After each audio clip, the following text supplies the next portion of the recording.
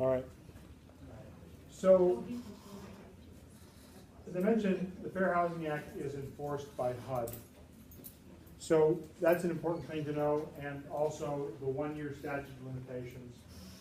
So somebody who feels as though they've been victimized by their broker or by an individual, the property owner, for example, has up to a year to file a complaint with HUD. HUD then has some other time limits within which they're supposed to respond. They're often late, and they seem to get away with that. But it's a 1-year limit to file. Anyone, I think the text uses the term aggrieved, but anyone who's damaged by the actions of another under the Fair Housing Act has the right to file a complaint. So in theory, as a broker, if an action of a client or some other consumer or some other party denies you a commission because of illegal discrimination, you would have the right to file suit. This is a really important concept to understand, because kind of how and where you come down on the side of a discrimination case is sometimes very subjective. So let me give you an example. I don't know if the video will pick it up here or not for others, but let me give you an example of something that happened to me in practice, and then kind of use that to wrap up the rest of this. So a number of years ago, I was in an office where the top producer in the entire Aurora area market had also worked for a number of years. And one day on the 30th, one year on the 30th of December, she walked into the managing broker's office and quit. Went to another firm. She had 13 listings, all of which expired on December 31. Broker never saw it coming. And all of a sudden now, with 1 day to go, day and a half, whatever, all these listings that belonged to the sponsoring broker were going to be gone, because as soon as she was now sponsored somewhere else, and as soon as it was January 1st, she wouldn't be interfering with the exclusive agent of her broker, or exclusive clients of her broker, because nobody would be listed. And so she was going to set up on the 1st to just go and relist all these properties. So the broker dispatched 12 or 13 of us from the office. We were each assigned one listing to try and go save. Out of all of us, one came back successful. All of the others went down the road. So guess who had the one successful retrieval of a about to lose listing? Me. So reveling in that and not necessarily paying as much attention and everything that I should have, I ended up kind of getting embroiled in what I would say at best was a very awkward set of circumstances that I don't think I handled very well, and I'll walk you through them. When I first sat down with this couple, well, let me first give you the layout of the geography. So it's a 2-lane residential street. The house is here. This is the subject house. And my clients lived here. This was a rental property. It was fairly new, but it was a rental property, but they literally were directly across the street. I didn't even bother to do a market analysis on it because we already had it listed. And so I just we went in and used the same price. Now at the listing appointment with this couple, several things happened. One, it was the first time I had ever done business with anybody who wouldn't sign a listing agreement before it went to their attorney on a residential deal. And the contract was identical. We made the exact same modifications that they had made before, but they wouldn't sign it. They said, oh, we'll take it to our attorney. That was a little bit odd. Two, they commented during the listing appointment that they wanted somebody acceptable to the neighborhood. Never thought about what that meant. And I thought about it, well, they're going to be living across the street. They don't want to sell a house to somebody that they don't like, and then, have some enemy kind of thing going on. All right. Never thought any more about it than that. Worked on getting this property sold for a couple of months until we got our first offer. The asking price on this house, and to the best of my recollection, these are accurate numbers, was $148,000 exactly. Again, this is more than 15 years ago, so adjust for inflation or whatever you want. The first offer came in at $130,000. That's a fairly low offer. But it was with $50,000 down, so I was impressed by that. And if you didn't notice when you were reading chapter 11, about contract law, the sales contract has some very important information right on it. The names of the buyers was there. I'll just grab something simple here. So right away, it was very clear that these were probably Hispanic buyers. And nothing I had paid any attention to. And of course, the business card of the agent was also given to me, and I passed that along because that was just kind of part of what came with the offer. So I presented this to my sellers, and they were a little bit put out by the price, the fact that it was a fair amount lower than what they were asking. They weren't terribly impressed by $50,000 cash to put down, but not only was the buyer's names there, but so were the buyer's address. So they commented to me, instead of counter-offering that night, they commented to me, well, we'll drive by their place tomorrow and see how they live. That was kind of weird too, I never heard that before. We went back and forth for a couple of days probably. It was a fairly slow and protracted negotiation, and it went nowhere. I mean, there was buyers came up a little. I don't think the sellers came down at all. Another couple weeks go by, and we get another offer. Different names, but similar ethnicity or ancestry or whatever. This offer was a little bit better. It was about $138,000. And it was 5% down, kind of much more normal, typical kind of offer. Also with a Latino agent, maybe even from a similar firm as the first one, or the same firm, or different office of the same firm.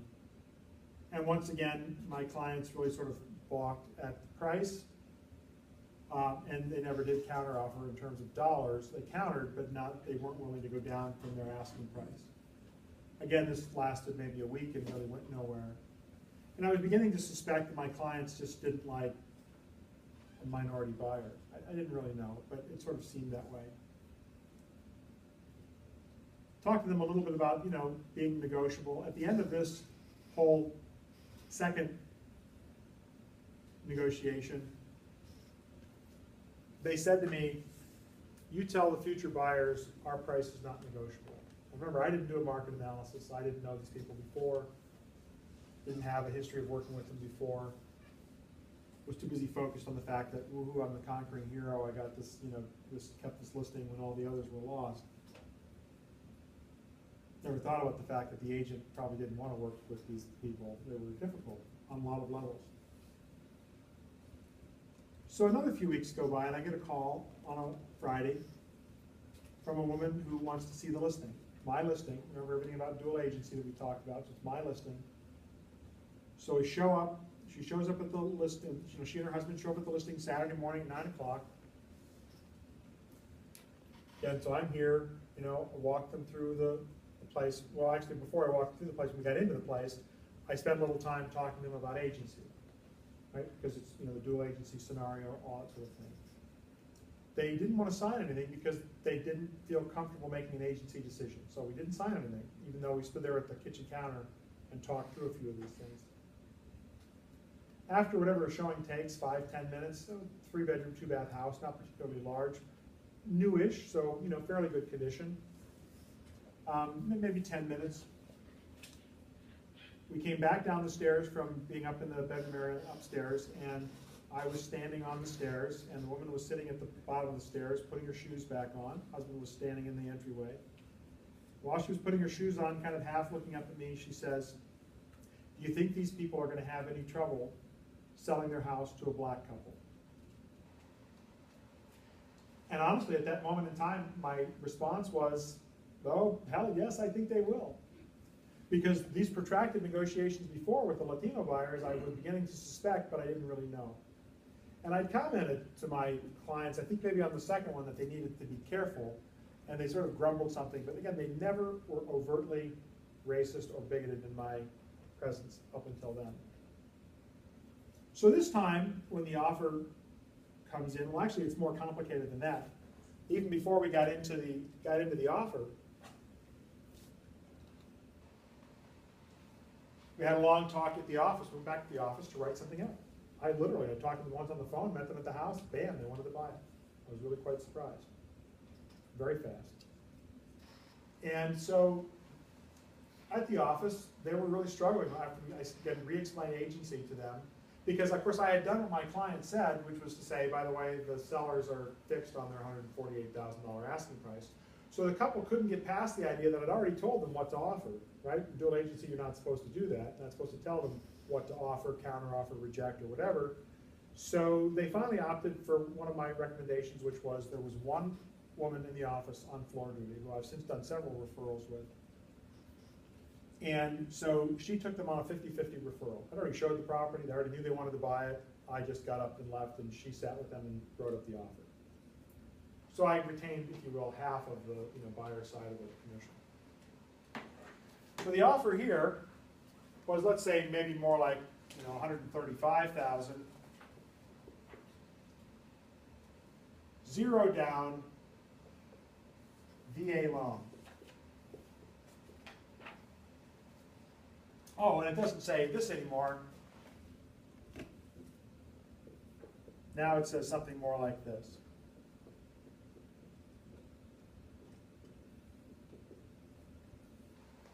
When I presented this offer that afternoon, remember that my name wasn't shown anywhere in the paperwork as being the buyer's agent because I referred them off to this other agent in our office. So, and apparently they hadn't necessarily been watching. I don't really know, because when your client's across the street, you never know what they might happen to see or not out their front window. So when I presented this offer, the very first question I got, the very first bit of question pushed back to me was, have you seen them? Now I knew. Right? They still hadn't said anything specifically. We don't want any black neighbors. We don't want any Mexican neighbors. Never said anything like that. But things like, we want somebody acceptable to the neighborhood, and have you seen them are clear signs that these people were trying to pick and choose based on race, ethnicity, national origin, however you want to call it, who their neighbors were going to be. Or even if they were leaving, who their neighbors' neighbors were going to be. So we spent some time cautioning them about fair housing law and Illinois Human Rights Act and how they needed to function. And it was a very difficult next few days. Several counteroffers back and forth, and again, a lot of me chiding them. They never did drop their price. So the final offer from these buyers was full price, and a final counteroffer, if you will.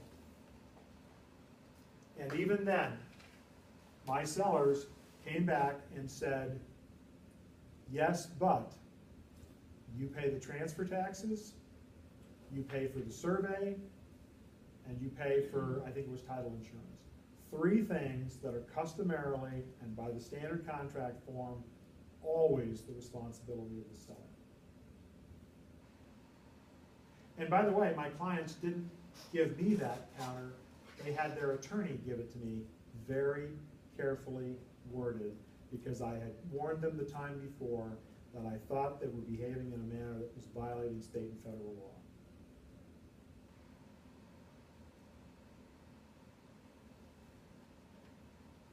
Ultimately, this couple just said no and went somewhere else. They sure as hell got better neighbors. And by the way, getting back to the basic business deal, when that happened, I had one of 2 choices, either to try and reclaim them as clients, right? They've been my clients for all of an hour and a half, maybe never. But we decided for agency purposes and for relationship purposes to just let that couple stay with the gal I referred them to, and I dropped my 50-50 to a 25-75, because now she had to go out and show them property. Seemed fair. I don't think I picked that. I don't think I thought of that on my own. I think somebody else in the office mentioned it to me, suggested it would be more fair. And they were right. I went and talked to my broker about this, because I was trying to figure out, what the heck happened here? What was all this stuff? And I gotta tell you, my broker was completely worthless. One of the reasons I left the firm a while later. Absolutely had no guidance whatsoever. In fact, he was annoyed that he would even have to deal with such a situation. I was really not impressed. So I went and talked to the association executive. And when I started running him through the scenario where we had offer one for Latino agents, Latino buyers, offer two, Latino agent, Latino buyers, and then offer three. Before I got done with the first two, or as I was finishing with the first two, he'd gone into his desk and pulled out a steno pad, like a notepad. He was flipping through what must have been a series of complaints given to him by agents. And while he's doing this, I'm realizing that's a list of complaints from Hispanic agents who are complaining that they're not getting appropriate treatment from the non-Hispanic or the white agents in the community, in the MLS and in the association. Because he kept asking me, is it so-and-so of thus and such an office? No. Is it so-and-so of this? No. After 3 or 4 of those, I realized, okay, this is a common problem. So, right, I mean, in some cases, if somebody clearly doesn't have an Anglo-looking name, anybody who wants to say, I'm not going to rent or sell to somebody who has an Arab-sounding name or whatever, knows or has the ability maybe to make that choice. But at the end, he referred me to a woman, I think her name was Lorraine Hawkins, and I don't know that she's around here anymore, may not even be with us anymore, it's been quite a while. She was an African-American woman, probably, late 60s, older, who had served on some presidential commissions and things, dealing just with these kinds of issues. I told her the whole story, and her ultimate pushback to me at the end was, can you prove that your clients were discriminatory?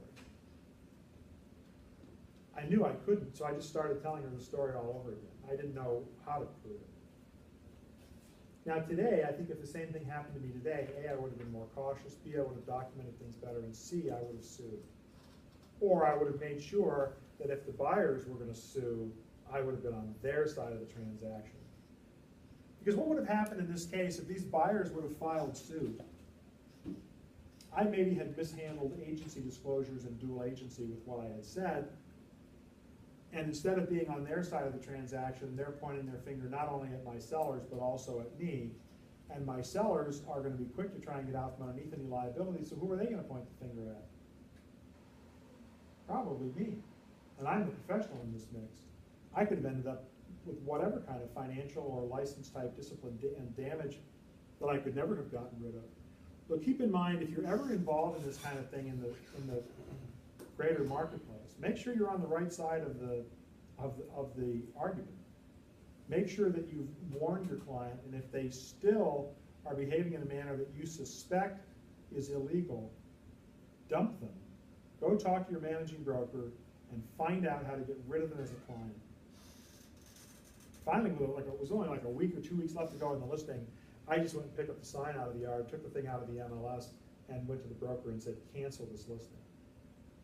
Which he reluctantly did. I told him nobody's going to take it over, and I don't want to deal with it. Because it was just an impossible situation. So, if you're a minority person working in the community, you may find that people don't treat you how they should. If you're a woman, there's that possibility as well. There's other more legal forms of discrimination in agent selection, like age. People who are my age and older don't probably really want to do business with somebody who's 25, and maybe vice versa. But those kinds of things may be more legal.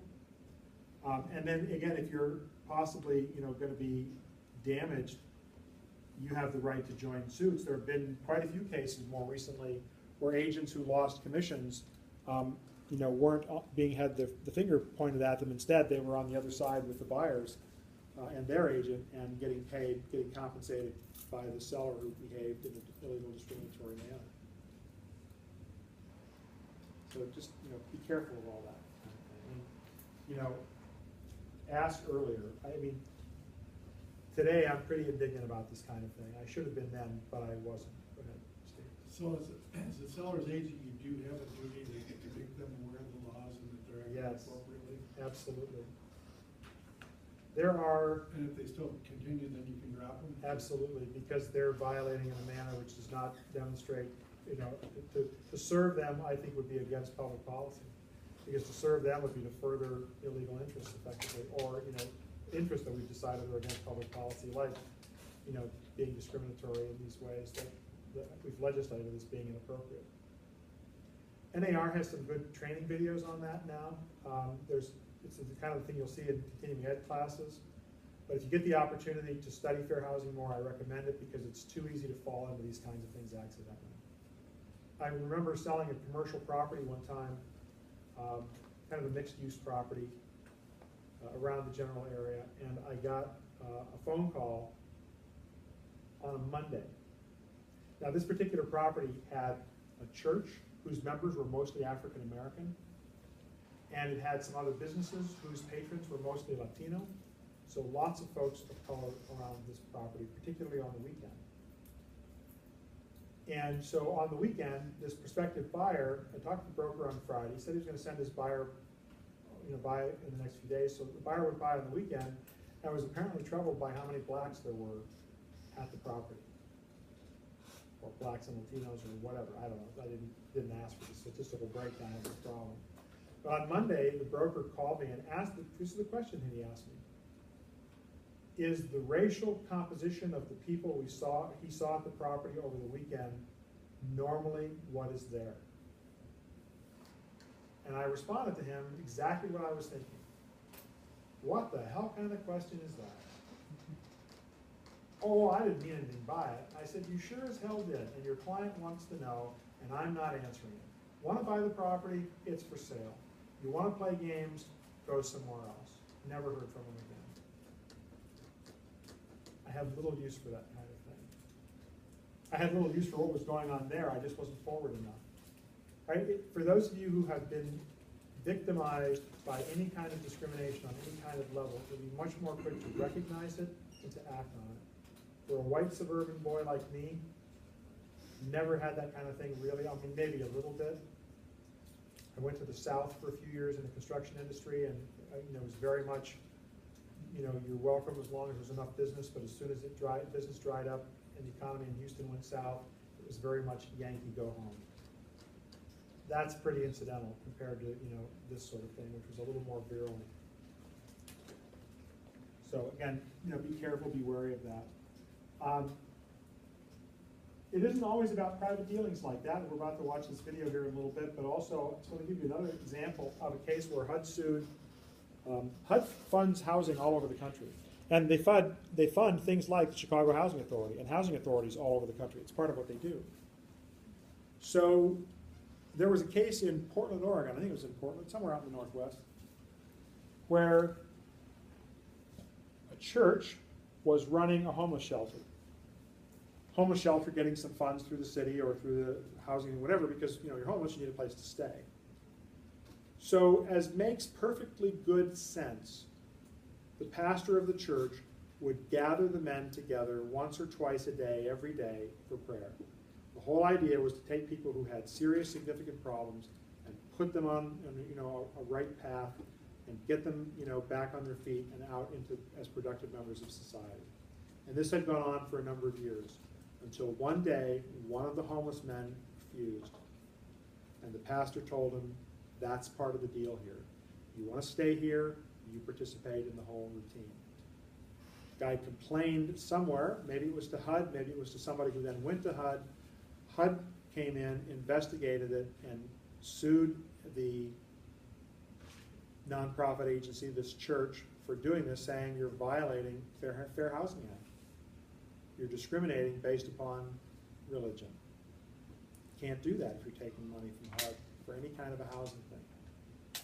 So here's an entity trying to get some federal money, trying to do what they believed was right, ending up losing some of that money in a lawsuit or in a settlement with HUD because they didn't understand where they had to draw the line. I'm not Christian. Wouldn't bother me in the slightest, nor would it surprise me if I ended up in a Christian church-run homeless shelter that's what they would expect. But that's not how it works if you're getting funding from the federal government or from the state government. So again, depending upon what you're involved in or depending upon what you're looking at, pay attention to that. Last couple things here for this. Testing is alive and well. So it's not at all uncommon for testers to show up under certain circumstances. Testers do not have to have a real complaint to win judgment dollars in court. There are half a dozen fair housing clinics around the greater Chicago area, not the least of which I'm familiar with at the John Marshall Law School, where I completed a graduate degree and took a fair housing course from one of the attorneys who runs the clinic and who litigates this frequently. They're oftentimes looking for testers. Some of the most recently publicized cases against real estate brokers were in Atlanta and Detroit, where some tests were done by testers who went in. And so here's, let me give you a case, two quick examples. Detroit has a, well, they don't have as much housing now as they used to because of the exodus of people, but there are some really cool older neighborhoods in Detroit with some interesting 1940s, 30s, and 50s architecture with a lot of brick, etc. Kind of reminds me a little bit of what you'll find around, say, Aurora University, for example. And many of these neighborhoods are now all black neighborhoods. And then you'll get more modern, if you will, up-to-date, more recent housing in other areas that might be all white. So the testers found that a number of real estate agents, if they would have white buyers, would never show them the cool architecture kinds of places simply because they weren't the right color. And the same thing was true for those people of color who would never be shown the newer homes. That's a clear-cut case of steering. You can't do that, yet it's happening. There's a RE/MAX office, I think it was, in Elmhurst a few years ago, where the broker drove prospective buyers past a certain area where there were blacks in the neighborhood and just stopped the car, pointed the people down the street and said, "Do you see anything wrong here?" And then drove on, as his way of explaining to them why he wasn't going to show them houses in a mixed-race neighborhood. In Atlanta, this is probably the most obviously egregious case that I can imagine. A real estate agent who was working with two different couples who were both testers, but who had no idea, was sending them both listings. Now, the way testing works is that you basically have people in the same demographic, same income, same basic, credit worthiness, whatever, but two different races or ethnicities. So usually it's done so that the minority has the better credit picture, the better income, etc. And that's exactly what was done here. First weekend, a couple allegedly flying in from the East Coast somewhere into Atlanta, a lot of relocation in Atlanta, very strong growing area. White couple only showed them houses in certain specific neighborhoods and clearly avoided their requests to see houses in neighborhoods that were predominantly black. Didn't take them there at all. No explanation, just didn't do it. The next weekend, the black couple comes in. Again, as far as this agent knows, these people are flying in from DC or New York or wherever. They get to his office, the receptionist tells him he's there, he comes out, he sees that this is a black couple, he turns around and goes back to his office, refuses to see them. They have flown in from however far away to see him, to see properties. He refuses. The secretary said in testimony later that she said, "They're here to see you." And his response was, on the record, as saying, "I didn't know they were black." It took a number of years, but between that agent and or his brokerage, the fines was, I think it was $180,000. Plus you can bet that he never practiced real estate again. Plus that brokerage firm, of course, is now stigmatized forever as having been disciplined for that kind of a case. These were just a few years ago. And this was like within the last 10 years, these cases I'm giving you. This is all very current stuff. So we have to be very careful with what we're doing. As I occasionally want to say, I really don't care if you're a bigot. Just don't say anything until after you're dead. That's the victory, right? Because, it was kind of strange for me. I've mentioned this to my sister. We've had some interesting conversations. But my father, my mother was a very open person. My father, I had no idea he harbored any prejudices whatsoever. I love my father dearly. It wasn't until I was maybe 30 when I heard him in a conversation with my sister saying something to the effect of, "Oh, I don't mind black people. I just don't want them living near me." I had no idea. So I had the good fortune of growing up with kind of a clean slate and was left to figure it out on my own. But for many of us, we're not that fortunate. We grew up with whatever stigmas our parents had, and they got passed along to us, and we just have to watch out for that. And it's easy to use the example of blacks and whites because that's the most virulent, obvious example. But it could be, Hindu, Pakistani. It could be anything. There's just There's all kinds of these challenges in the world, and we have to make sure that we avoid them. Now, the last thing I wanted to mention is here in terms of proving discrimination, and I started to touch on this earlier. Under Title VII of the Civil Rights Act of 1964, there's a landmark case. It's called the McDonnell-Douglas case. And it created something you don't have to know about, and you don't have to write down McDonnell-Douglas. It's an airline company. So this was an employment discrimination case that set the tone for how housing discrimination cases were handled later. And it creates what's known as a burden shifting test.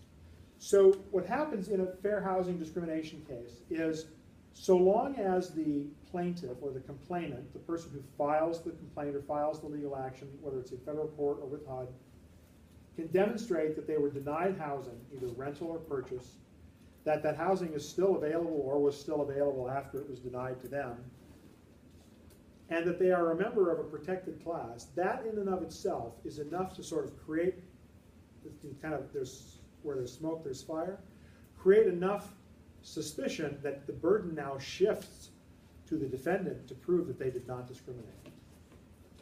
Right? So think about our laws. You're innocent until proven guilty. Not true in fair housing. You're innocent until it looks like you might be guilty. Then the burden shifts to you to prove you're not. It's very unusual. But again, this exists because it was, Supreme Court approved, if you will, in employment discrimination. And when you're trying to remedy an extreme condition, you take sometimes extreme measures, which is what the Supreme Court did.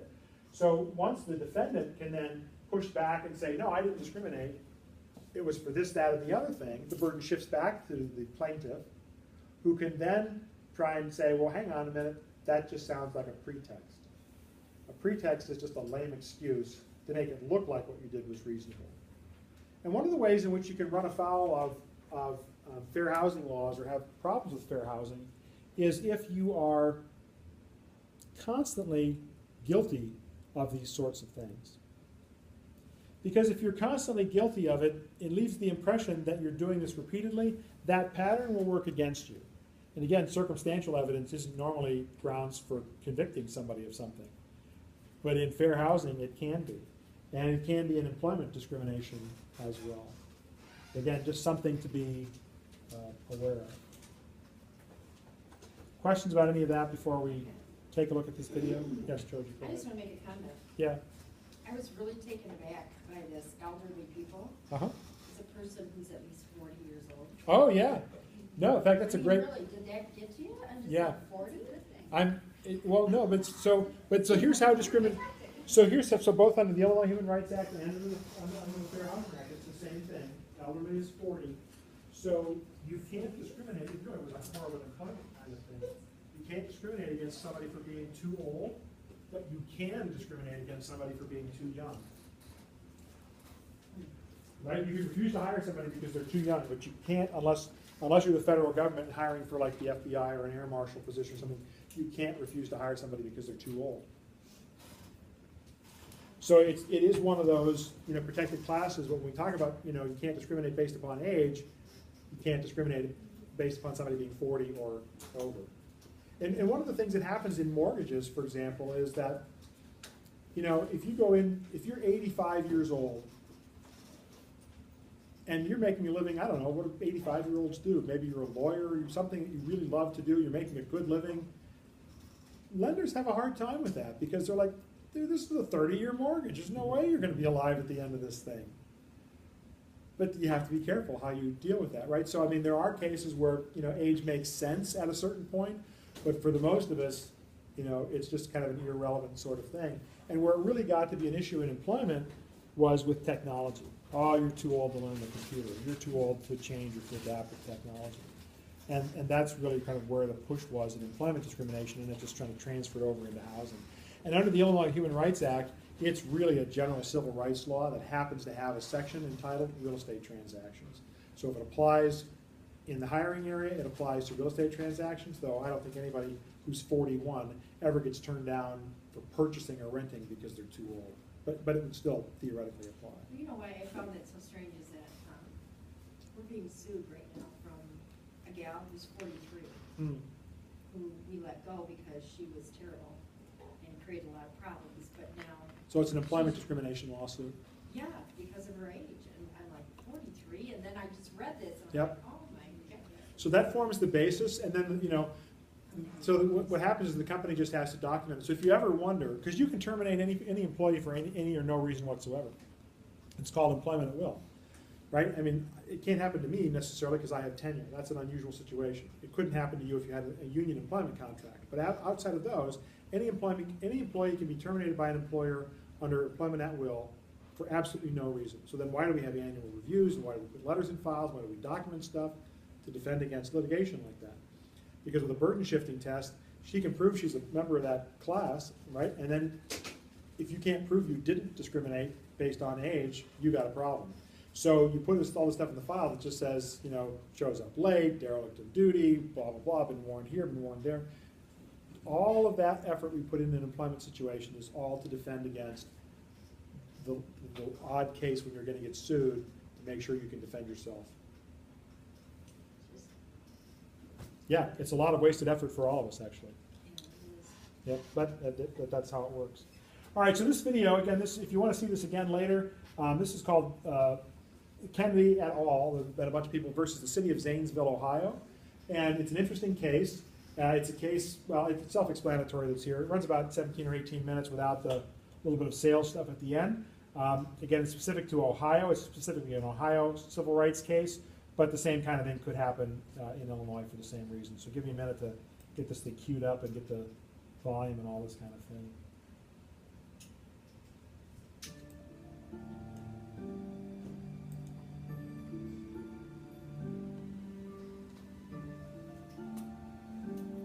Located off Interstate 70, 50 miles east of Columbus, rests the city of Zanesville. With a population of roughly 25,000, Zanesville is the largest city in Muskingum County. Situated in what is virtually an all-white county is the unique neighborhood of Coal Run, a community of mixed-race families on the border of Zanesville, who are perceived as the only African-American neighborhood in the county. Coal Run's just a beautiful, calm place, located just a little bit of the outskirts of Zanesville off Adamsville Road. The community makeup is African American, but we do have a mixture of half white, half black, biracial community. The Coal Run community is an average families. They're hard workers. Most of them had jobs, raised their kids, just try to make ends meet. It's a very good community, very wonderful community actually. I feel blessed to be raised in this area. I lived down the road with my mother and dad. We moved here in 47. When I got married in 56, we bought this house right here. We've been here ever since. Most of my relatives live out in here. My uncle lived right next door there. He said, there's property for sale right next to me. So I bought property there, and then I began to build me a house, and I built it all myself. And I've been out there ever since, about 47 years. On Coal Run, where we were born and raised, we wasn't blessed with a good water. That's why they call it Coal Run, because on both sides was coal mines. Once the mines closed up, the acid water would seep out of the mines, and it would go into the rock, and then you try to drill, and the water would be just pure acid water. Just to drink it tastes like rotten eggs. There was a creek that ran through the Coal Run, Langenline area, and the water was orangish in color, and at the bottom it looked like a sulfur looking. That water would leak into people's wells and cisterns, and it had a lot of sulfur and iron in it, and a lot of the families had trouble with wells and cisterns in that area due to that. It was apparent that the residents of Coal Run were going to have to look elsewhere for their water. Meanwhile, the city of Zanesville, Muskingum County, and their water authorities were constructing water projects throughout the region.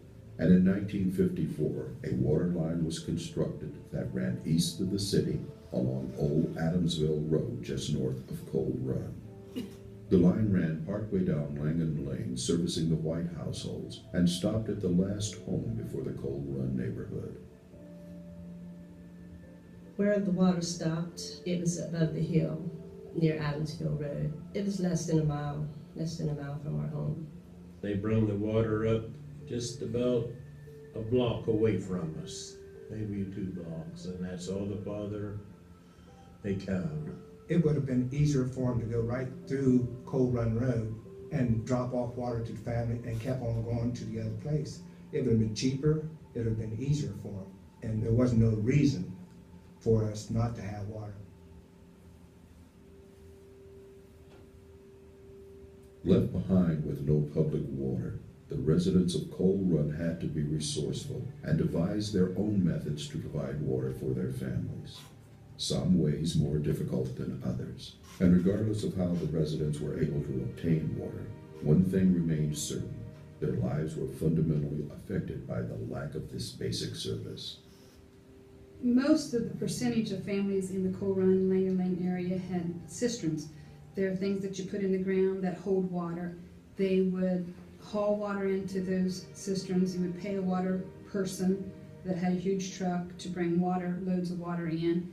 And then a lot of the families would figure out ways to haul their own water. They would buy tanks, plastic or metal, or makeshift things that would hold water so that they could get water to their homes. Sometimes we have water. We collect it in rain barrels. A lot of our washing of clothes and dishwashing our hair and everything, giving bath, we had a rain barrel on the side of our house. We would collect water in rain barrels. We had to watch how much we used. We could only allow the kids and stuff to take showers or baths every other day or two. They couldn't take baths and showers every day because you just run out of water if you did. We had to make sure that we preserved literally each drop of water that we had. We had outside bathrooms, and my mom just used a little tub to do her dishes. And we had quick tub, we took a bath, we shared our water. Like 3 kids would use the bath water at a time. Then there was 7 of us. Or took a bath out of the creek, or basically when it rained. My uncle come by right after we moved there. He said, that water tastes like it's got a dead rat in it. And I moved the cistern top, the lid, and it had 3 of them floating in there. Miss Helen would have to drop a bucket into her cistern, and she would pull that bucket up with a rope and carry water into her home. As a child, I thought that was a really neat thing, and she would always kind of make sure that I didn't fall in the cistern and stuff. But as an adult, it was very hurtful to watch her go through that. My youngest, she went and stayed all night with a friend of hers, and when she came home, she said, "Mom, why haven't we got water like they have?"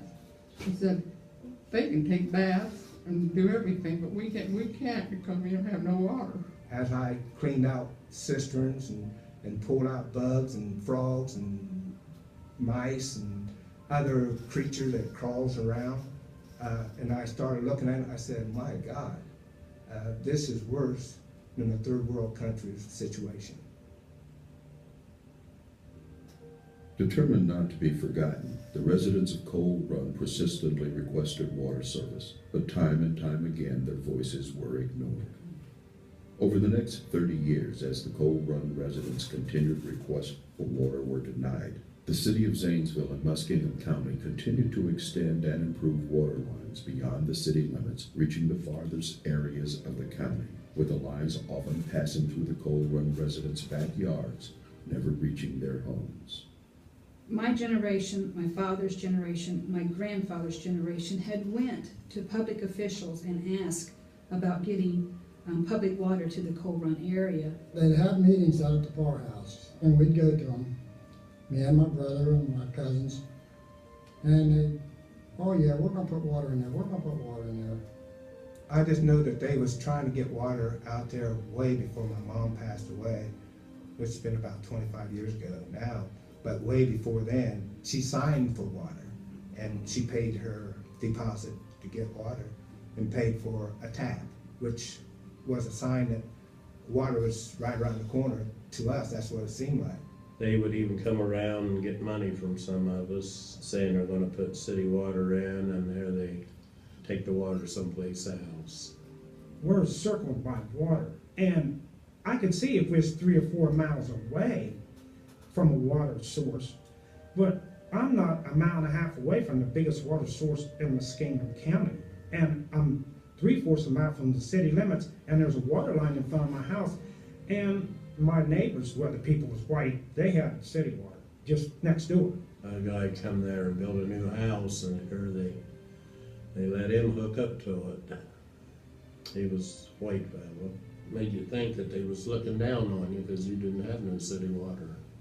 Bob Pletcher was the superintendent at the water station. And I talked to him about, couldn't we get water up through there? Why couldn't we hook onto the water lines that was already there? And he said, well, I said, no pressure, no pressure. And then somebody would move in up there and build a house next to me, and they'd hook them right up with water. Water was just a stone throw away. I mean, it was running all around us, to the left, to the right, all around us. They were always blaming it on the city was blaming it on the county. And whenever my mom would go to the meeting, they said they had no funds or no funds available, and it was not their responsibility. They discussed water going to Channersville, which is about 15 miles away. I raised my hand, I said, well, what about Toll Run and Langdon Lane? The commissioner, he says, only way you people could get water is have Bush drop off 2 Spyro bombs through that rock. Everybody kind of laughed, and I didn't think it was funny. Then I told him, I said, look, I stood back up again. I said, my mother's getting kind of up in age. I said, I'd love to see her have water. And she said, I'll be lucky for a great-great-grandkid to see water in that holler. And I just realized it was time, somebody's got to step up to the base, because enough was enough.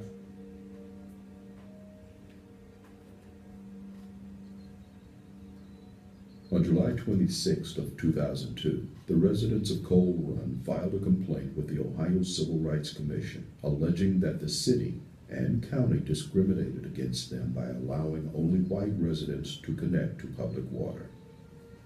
I was skeptical when we initially got the complaint, and I was like, this is something from the 1940s or 50s. It can't possibly be so blatant to where the public water stops, where the white houses start and the black houses pick up. But when we went down, it was right there.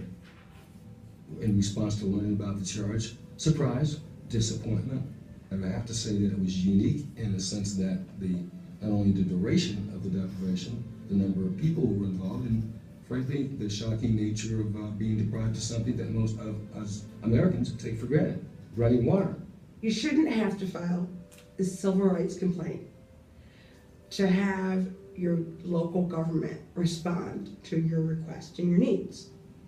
A map was established, and the map unequivocally showed that the water stopped right where the black people lived. After a 10-month investigation, we reached the conclusion that there was probable cause to believe that the Ohio Civil Rights Act had been violated. After we had helped the folks file complaints and we got evidence, I knew deep down that we need somebody who can help us take this to federal court. Then I thought about John Relman. Vince told me about the investigation that he had done in Coal Run and the sort of stunning results that he had seen, and said it was quite a dire situation, and asked us to get involved. I could see right away that it was going to be a difficult case as well, because the events had taken place over a very, very long period of time, and to gather all of the evidence to make sure that everybody's memory was still good enough to tell the story and to prove the damages that they had suffered was going to be difficult.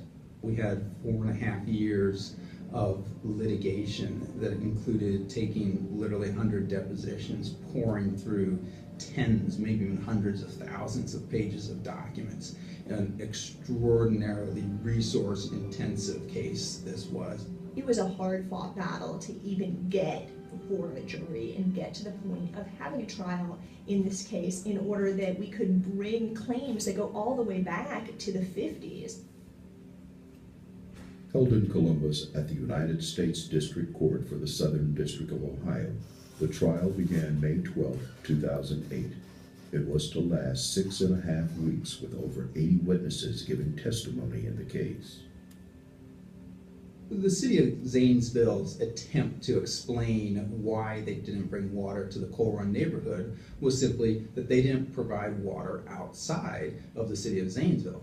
And it's true, Coal Run neighborhood was outside the city of Zanesville, but when we actually looked, you saw that the city of Zanesville did in fact run the water lines outside of the city. Another thing they said was, well, we can't get the funding. It's too expensive. And again, when we ended up looking at what ended up happening, we could see that on a per household basis, it was less expensive to bring water to Coal Run. And finally, they said, we didn't know that Coal Run wanted water. But at a certain point in time, there was a record, and there was clear testimony, and there was documentary evidence that members of the Coal Run community had been at meetings and had asked for water. We drew simply a picture of who had water and who didn't have water, and the pattern was so stark and so clear that the only difference between the people with water and the people without water was race. And that in of itself was the smoking gun, and that was what the defendants could never explain. And I think at the end of the day, that's what made the difference to the jury. The jury had been out for 2 weeks, so we had been living in suspense for quite a while, and it had built up to that point. We found out that the jury had come back with a verdict. The jury that ended up being seated in the case was a jury that nobody really throughout the trial had any idea how they were going to rule. I was so nervous for our clients because they were so emotionally invested in being validated and being told you are right. I got to the courtroom and Donna McEwen Lewis was sitting there, and I remember me and her looking at each other and smiling. And you know, this is the day. My heart was just a beating when I saw Cindy there. I think emotion took over at that time. And we were just sitting there, just holding hands, just waiting for the verdict. They read the verdict. They said guilty.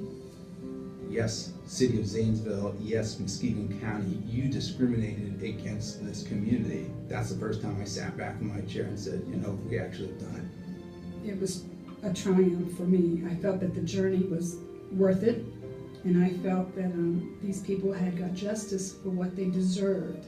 To see the elation on their faces, to reaffirm that we are a nation of laws and that these laws have purpose, and to see that law vindicated, I would say that it would be one of the high points of my career. I took away the joy that we were able to make people feel whole again, restore some dignity. The system worked. No matter how difficult the hurdles, no matter how hard it may look, if you pursue it and you pursue it with vigor and you pursue it with incredible persistence, in the end, justice will be done.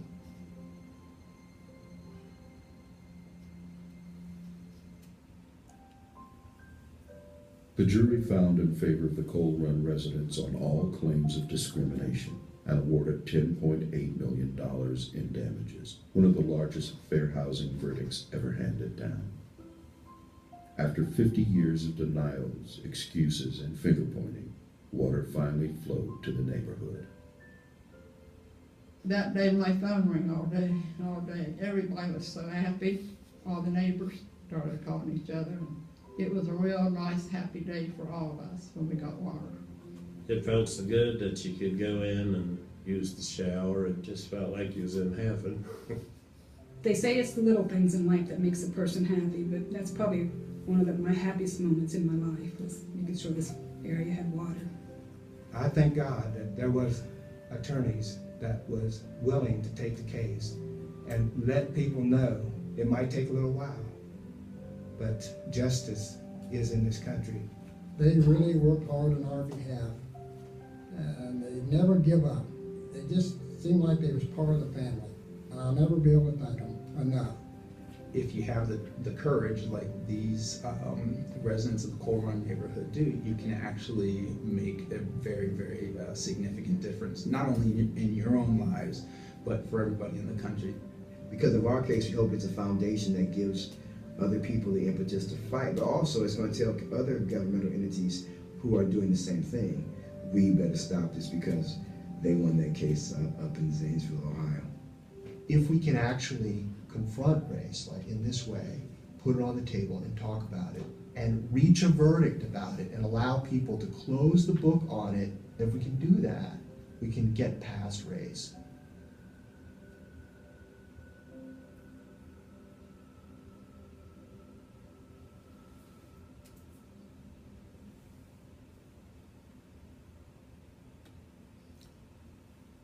That's pretty much it. The rest of it, I think, is, like I say, their commercial. So as you can say, not the typical fair housing case, but kind of staggering to me that that kind of thing was still being fought, you know, most recently. And again, there's the number of new fair housing cases you can read about are, you know, significant. And oftentimes they're like this. The biggest verdict that I know about was in Addison, Illinois, where HUD sued the village because the entire village was being rezoned in a way that left with a pattern that looked very much like what was on that map that you saw here, except that it was all because of the recent Hispanic immigration into Addison. The verdict was $29 million. So, you know, and that's, again, that was probably 10, 15 years ago, something like that. So, you know, some of these verdicts, some of these numbers can get to be ridiculously enormous. Of course, for the attorneys, part of that is they're probably getting a percentage of that. You know, so it's not that big a thing. You probably wouldn't notice, but I noticed there were multiple law firms involved. Jones Day is a very large international firm, so they probably got involved. Relman, the smaller firm, probably got the bigger law firm involved to fund their payroll, et cetera, until there was a verdict, with the idea that, you know, once it was a verdict, there would be a big payoff for the attorneys. I'm sure they got at least 20% of that, which is, of course, a few $1 million. Could be even more than that. So anyway, that's, you know, that's an idea. Last little bit about this, so just moving away from federal law into Illinois. The Illinois Human Rights Act is very similar to the federal law, except that it's kind of has more. And it's enforced by the Department of Human Rights. So I'll just touch on the protected classes, because we looked at the 7 that were in the federal law. Here in Illinois, these classes that we add are specifically age, which is not a federal class. It is for employment, but it's not for housing.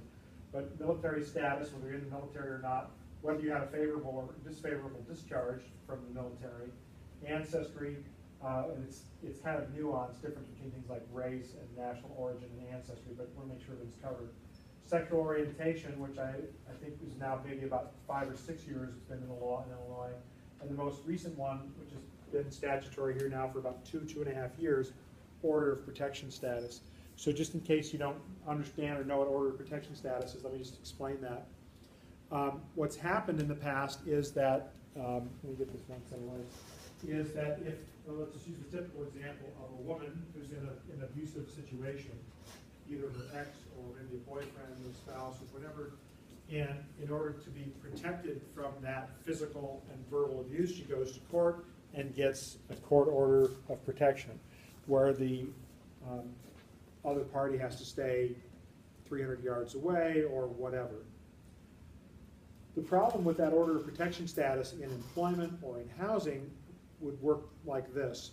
She goes to rent an apartment, let's say, and while she's there, to make sure that the new landlord knows that, hey, don't let my boyfriend or my ex-husband or my current husband or whatever anywhere near this place, she tells them about the order of protection. And without this being a protected class, the landlord stops, looks up and goes, oh crap, we don't want that kind of trouble here, go rent somewhere else. Now you have somebody who's already a victim who's now being victimized again. Same thing with employment. We don't want no trouble, ladies, so go find a job somewhere else. Can't do that anymore in Illinois. If you're making a decision about whether somebody can live somewhere or work somewhere because of them having, you know, protected, you know, protected under a court order against violent behavior by somebody else, you can't use that as a decision-making tool today. So as you can see, as I was saying at the beginning, you know, as you move forward in time, we're always finding sort of new classes of folks that we need to worry about and we need to protect. And you don't necessarily have to agree with all these things, but you have to know and understand this is how it works, right? So I mean, you know, you're right in the middle of this as real estate agents. All of this kind of stuff will affect you. And the last little bit of this, it really is just more about stuff we've already talked about, the ethics of it, but also National Association of Realtors has its own code of ethics, not a subject for state exam, not a subject for this class, but be aware of it. If you become a member of the National Association of Realtors, you'll take a CE course probably, or its equivalent every 4 years. You have to go through their professional ethics training. It's only 3 hours. I've just done mine again. I don't know how many times I've done this, but because the license laws that exist and things like fair housing laws that exist in some cases grew out of realtor ethics, which now tend to be very similar in many cases to license laws. And by the way, I'm thinking about this and talking about the history of, talking about the history of fair housing.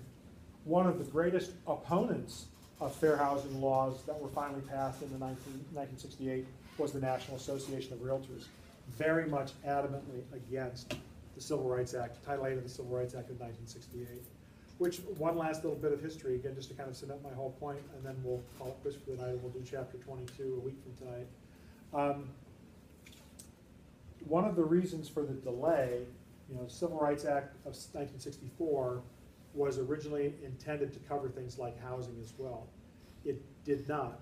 The Civil Rights Act of 1968 mostly covers Indian rights, meaning Native American rights. So Title 8 was kind of added on because this could never get passed. It was attempted under Lyndon Johnson, again, who was a president who proved interested in domestic affairs and interested and capable of managing his relationship with Congress. 3 times it took to get the legislation passed. So what changed? Why was it that in April of 1968, Congress was willing and able to pass that legislation where they weren't willing and able to do it before? It's the assassination of Martin Luther King and the riots that followed. It was under that pressure that Congress finally went, okay, fine, we'll do this. So again, I point all this out because we're a reluctant populace, and you're going to be jumping into the middle of working with people from every possible background. And you just need to have your wits about you, and it's nothing to be afraid of. It's just something to be conscious of, understand how to function, and talk frankly with people. All right, I'll give you one last story, because I got a little extra time. Again, this is from my experience. This kind of shows you how we can make mistakes, and it isn't always on us. So when you have something like FHA financing, where you're talking about people buying a house with little to no money down, a common scenario is for a buyer to offer full price, but then ask the seller to rebate them 3 or 4% at closing to help with down payment and cover their closing costs, loan fees, etc. And this is allowable under these kinds of loans. It's disclosed, it's available, the house has to appraise at the sale price.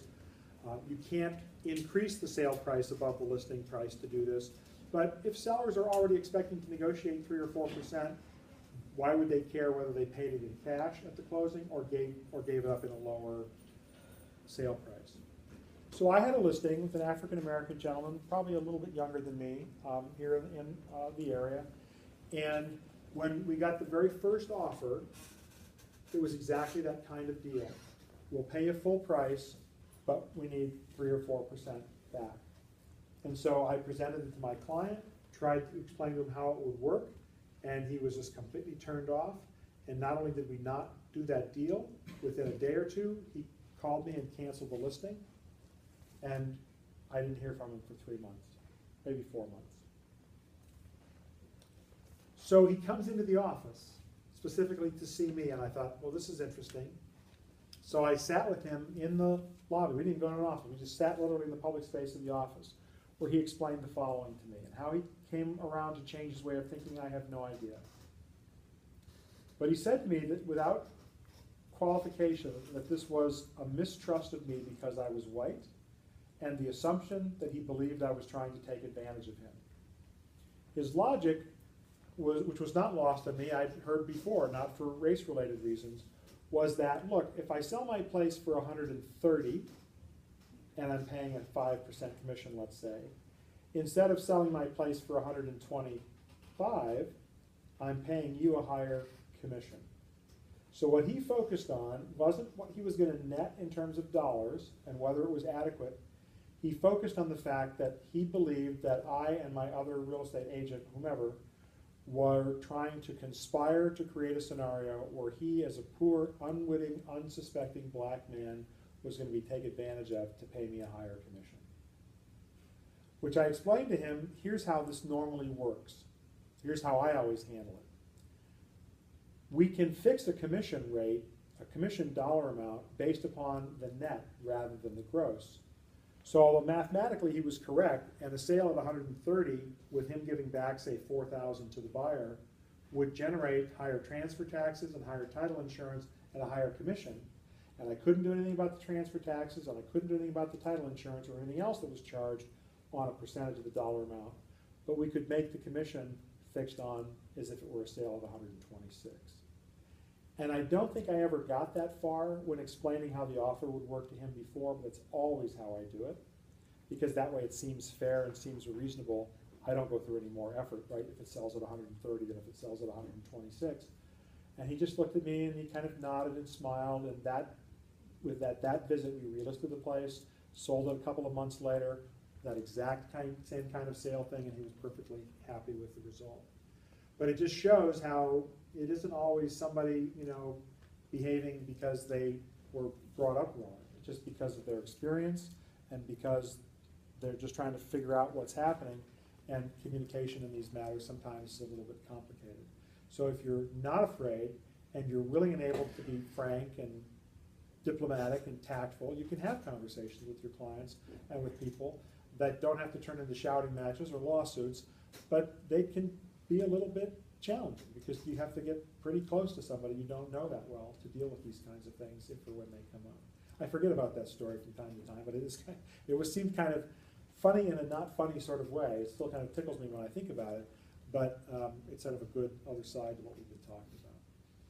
So again, we'll call it quits for the night. So when we get together next time, we'll do both chapters 22 and 23. Remember, no class Thursday. We're going to do those two on a week from tonight instead. The careers and real estate stuff is all posted online. I think if not, just email me. I'll make sure it is. You don't even have to read it if you don't need or want to. It's just there as an optional thing. Feel free to ask me questions. If I don't see you, have a great week. I'll see you right back here a week from tonight.